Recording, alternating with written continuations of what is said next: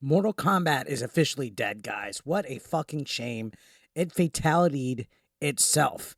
The Mortal Kombat that we have today is not even anything remotely close to what we had back in like 93 when it was at its peak and it was prime Mortal Kombat. And then we had Mortal Kombat 3 come out like in 95 and we had all these badass Mortal Kombat movies and just absolute cinema. But now we have this woke garbage, and it's done so bad with its gender swapped and race swapped Cyrax and sectors that now Mortal Kombat 1, the expansion with the woke ass fucking sector and Cyrax, guess what? It sold poorly.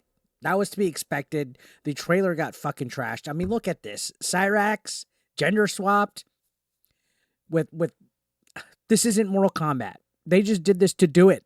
Why? Why do they do this just to do it? So yeah, it sold poorly, and Warner Brothers is scrapping any further DLC plans for Mortal Kombat 1. Now, I hadn't even played this fucking game. I forgot Mortal Kombat 1 came out. It came, and I haven't even heard one person playing it. I played a lot of 11, a lot of 10, a lot of all the other games throughout the years, but Mortal Kombat 1, I haven't even touched it. And I didn't want to once I saw this last installment. So this is a rumor, so take it with a grain of salt. But this expansion, the Khaos Reigns expansion, has sold so poorly that Warner Brothers and NetherRealm Studios are scrapping plans for it. Now, this is from a Mortal Kombat leaker by the name of Fate Unknown, who's sharing this on Reddit. So again, take it with a complete grain of fucking salt.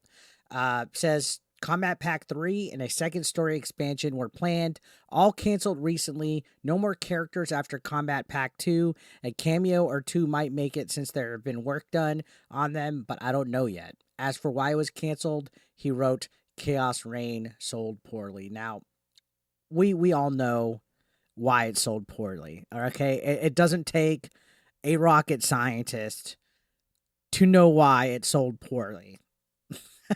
People don't want fucking race swap, gender swap, woke bullshit in any of their fucking games. And this isn't even one of the wokest things that they've been doing to the series. They've had censorship, they've had characters being completely changed and neutered from what they used to be.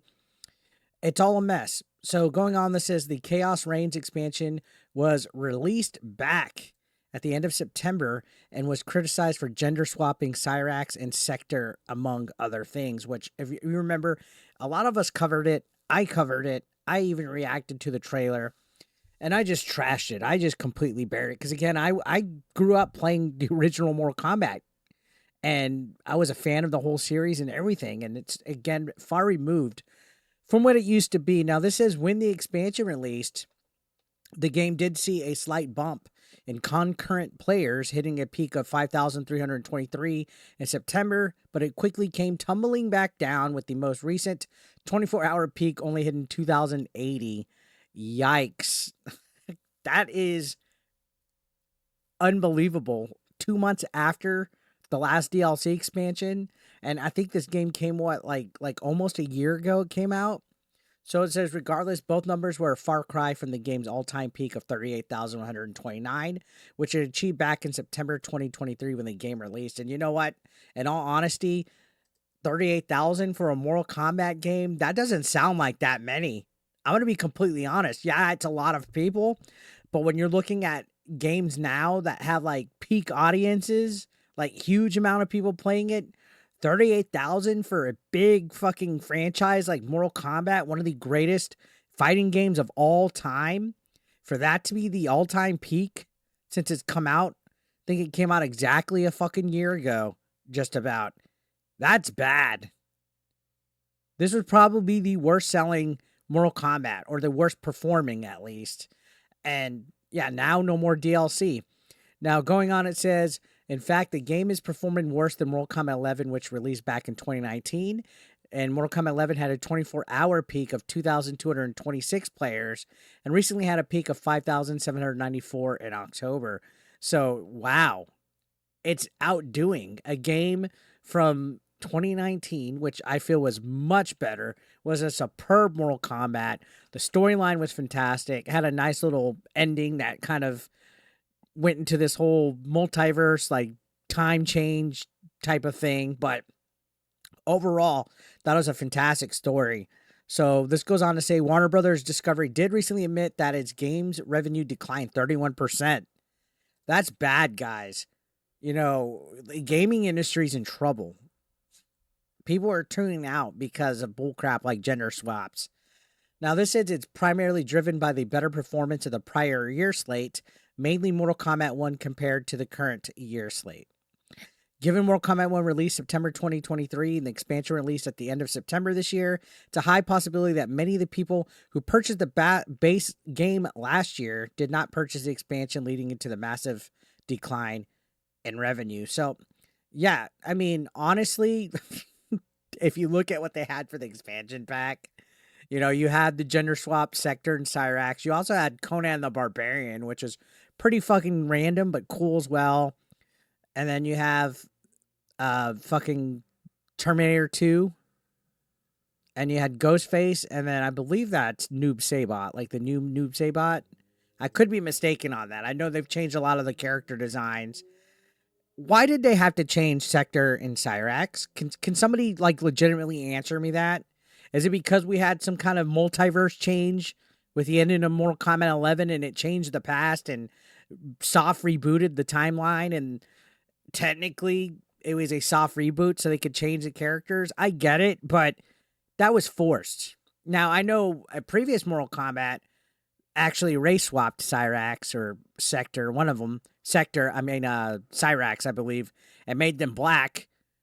But it wasn't done like in a way that was like cringe. You know what I mean?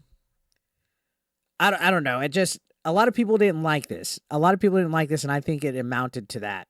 Now, going on, Warner Brothers Discovery CEO David Zaslav did commit to the Mortal Kombat franchise during the company's most recent earnings calls, saying that it was substantially underperforming. We have 4 strong, profitable game franchises with loyal global fans.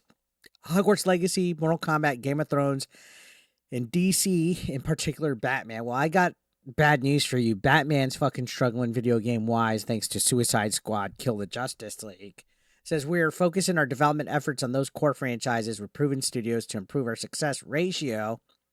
Now, we all know, though, the fact that it had wokeness in it, I'm not even sure if Sweet Baby Inc. worked on Mortal Kombat 1.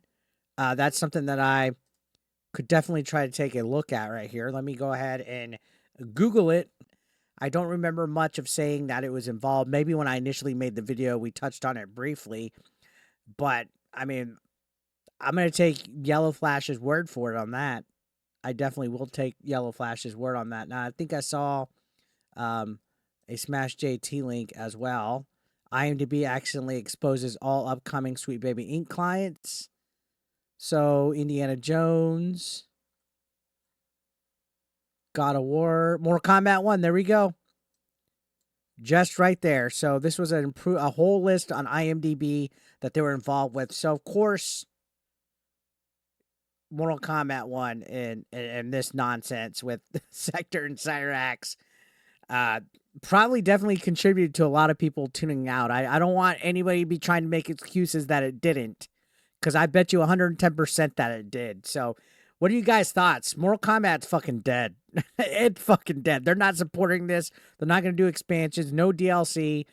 We'll even see what happens with the next Mortal Kombat. Is that one going to be called Mortal Kombat 2 also? I don't know. Anyways, subscribe if you're brand new. I'll see you on the next one.